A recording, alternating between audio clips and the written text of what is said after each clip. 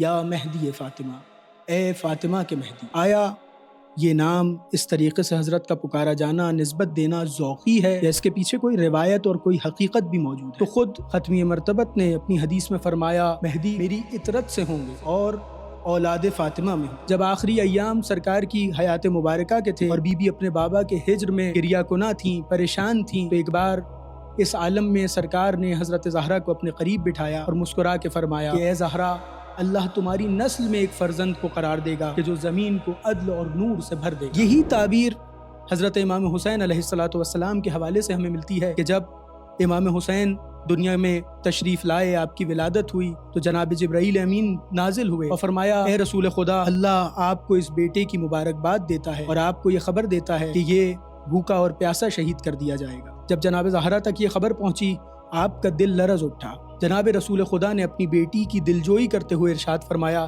اے فاطمہ، اللہ نے حسین کے بدلے مہدی کو قرار دیا۔ جیسے ہی یہ بیان جناب زہرا نے سنا، آپ کا غم زائل ہوا، آپ کے چہرے پہ مسکراہٹ آئی۔ کیوں؟ کیونکہ یہ وہ وعدہ تھا کہ جس میں عدل کا قیام یعنی حسین کے خون کا انتقام بھی تھا اور زمین پہ عدل و نور کے قیام کا تذکرہ بھی تھا۔ بس اس بات سے ہمیں یہ بات پتہ چلتی ہے کہ جب بھی ہم حضرت کو پکارتے ہیں اور آپ کا نام لیتے ہیں، ہم حقیقت میں قلب زہرا کی تسکین کا باعث بنتے ہیں اور حضرت کی دلجوئی کرتے ہیں۔